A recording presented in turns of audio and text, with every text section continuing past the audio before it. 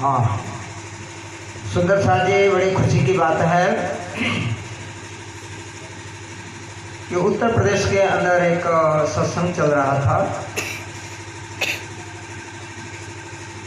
उस सत्संग में अनुरुद्धाचार्य महाराज विराजमान थे और निजानंद संप्रदाय के अनुयायी एक सुंदर साथ थे। उनसे कुछ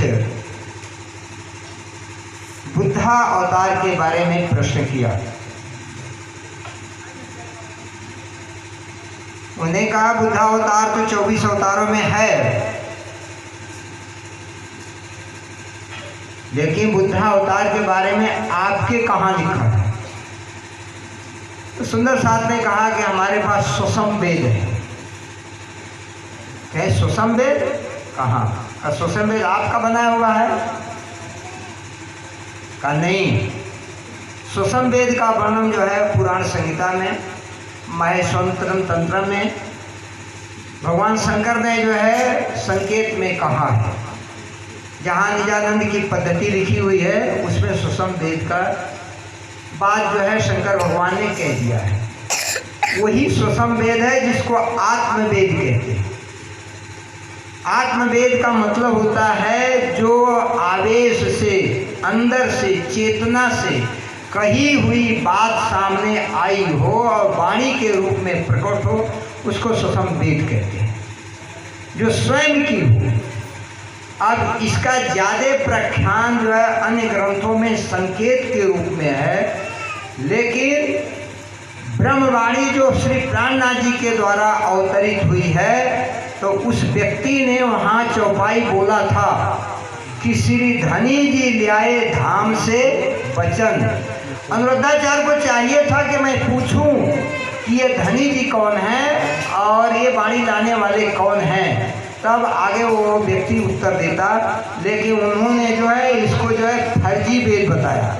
वेद का मतलब होता है ज्ञान, आत्मा का ज्ञान। जो कोई तत्वदर्शी होगा वही आत्म तत्व के बारे में बताएगा और आत्म तत्व के ज्ञान के बारे में बताएगा।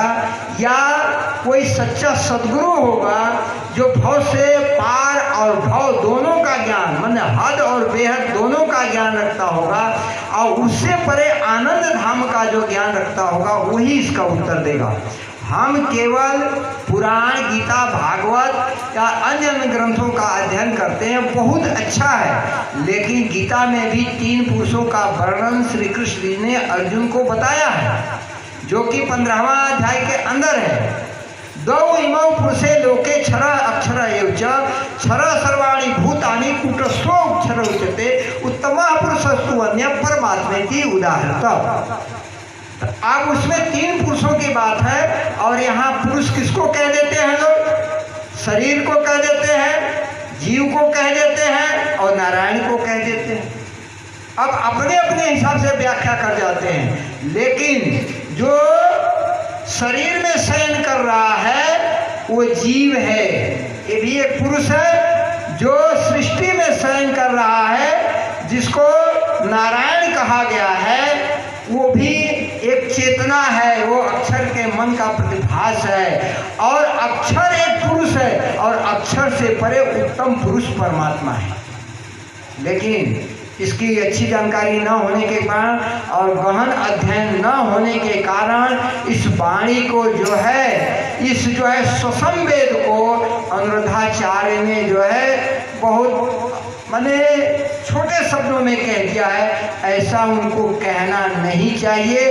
अगर प्राणनाथ जी की वाणी का अध्ययन आपको नहीं है, गुरु ग्रंथ साहब की वाणी का अध्ययन नहीं है, कबीर साहब की वाणी का अध्ययन नहीं है, तो उस पर कलंक लगाने का अधिकार भी आपको नहीं है। इसलिए मैं आपसे चाहूँगा कि इस सुषम वेद का आप अध्ययन करें। ये प्राणनाथ जी की वाणी ही सुषम वेद है, जो 4 वेद, 6-7 पुराण, कुरान, बाइबिल, ब्राह्मण ग्रंथ, आरण्य ग्रंथ, जितने भी ये संसार में ग्रंथ हैं, सबके सार तत्व को लेकर के बुद्ध निष्कलंक अवतार के रूप में पार ब्रह्म ने आकर के इस वाणी को दिया है।